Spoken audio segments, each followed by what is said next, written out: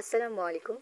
ফিলিস্তিনিদের নির্বিচারে বোমা হামলা করে শিশু নিরীহ নারী পুরুষকে হত্যা প্রতিবাদে রহনপুরে বিক্ষোভ মিছিল। মোহাম্মদ সামিরুল ইসলাম, চাঁপানবাবগঞ্জ প্রতিনিধি। বিস্তারিত জানাচ্ছি আমি আয়েশা ইভা।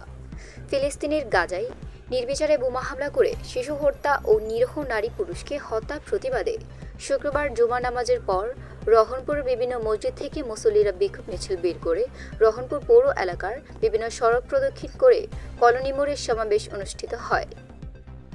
এখানে বক্তব্য রাখেন হিজবুল্লাহ শিবির নেতা মোত্তাকিম, মাওলানা শাহজালাল, তৌহিদ বিন মুফাজ্জল, বাংলাদেশ জামায়াতের ইসলামী জেলা কর্মপরিষদ সদস্য তরিকুল ইসলাম বকুল, রহনপুর স্টেশন বাজার জামে মসজিদের ইমাম আনোয়ার হোসেন, রহনপুর পুরাতন বাজার জামে মসজিদের ইমাম মুফতি মনিরুজ্জামান, মন্ডল টাইলস মসজিদের ইমাম নজরুল ইসলাম প্রমুখ। বক্তারা বলেন, জাতিসংঘকে ইসরায়েলের বিরুদ্ধে কঠোর ব্যবস্থা নিতে হবে। ফিলিস্তিনিদের মুসলমানদের জন্য অর্থ সংগ্রহ করে সেখানে পাঠানোর ব্যবস্থা করতে হবে এবং অবিলম্বে ইসরায়েলের বিরুদ্ধে ব্যবস্থা গ্রহণ করার জন্য সমস্ত মুসলিম বিশ্বকে এক হবার আহ্বান জানান। সভা শেষে গাজায় নিহত সকল শহীদদের আত্মার শান্তি কামনা করে মোনাজাত করা হয়।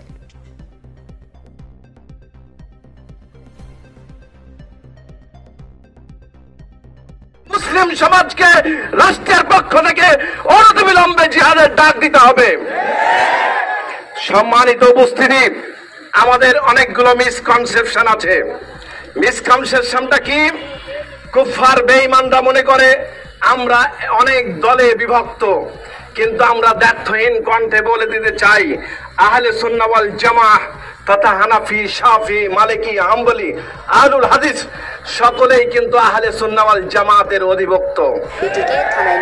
এই সকল কওমকে তাওহীদ প্রতিষ্ঠার জন্য যে কোনো সময় রাষ্ট্রের প্রয়োজনে, রাষ্ট্রের ভূখণ্ড রক্ষার জন্য 47-এর এই তাওহীদের যে সীমানা, মাওলানা আকরাম খাঁর যে মানচিত্র, আল্লামা আব্দুল্লাহিল কাফি আল কুরাইশির রেখে যাওয়া এই বাংলার মাটি ইসলামের জন্য যে কোনো সময় আবার বিজয় করার জন্য তাওহীদের জনতা গর্জে উঠবে ইনশাআল্লাহ। আউযু বিল্লাহি মিনাশ শাইতানির রাজীম। ওয়া মা লাকুম লা তুকাতিলুনা ফি সাবিলিল্লাহি ওয়াল মুস্তাদাফিনা মিনার রিজালি ওয়ান নিসাই ওয়াল বিলদান। প্রশংসা আল্লাহ তাআলার জন্য, দরুদ ও সালাম বর্ষিত হোক মুহাম্মদ সাল্লাল্লাহু আলাইহি সাল্লামের উপরে। অত্যন্ত দুঃখ ঘাত করতে চাও, আমরা তোমাদেরকে ইতিহাস স্মরণ করিয়ে দিতে চাই। আমরা তোমাদেরকে 700 বছর শাসন করেছিলাম। আমরা তোমাদেরকে 700 বছর শাসন করেছিলাম। যদি আবার প্রয়োজন হয় দিল্লি আবার মুসলমানরা খেলাফত প্রতিষ্ঠা করবে। যদি আবার প্রয়োজন হয় মুসলমানরা আবারও দিল্লি শাসন করবে। সংগ্রামী তাওহীদি জনতা, আমরা মুসলমান, আমরা যুদ্ধ চাই না, আমরা শান্তি চাই। আমরা লড়াই চাই না, আমরা নিরাপত্তা চাই। আমরা শত্রুতা চাই না, আমরা বন্ধুত্ব চাই। কিন্তু মনে রাখবেন, যদি আমাদের বন্ধুত্বের হাতে আপনারা গাদ্দারির রক্ত লাগিয়ে দেন, যদি সম্প্রীতির জায়গায় যদি সাম্প্রদায়িক আগুন লাগিয়ে দেন, খোদার কসম করে বলি, সেই আগুনে দিল্লির মস্তক পর্যন্ত পুড়ে ছারখার হয়ে যাবে।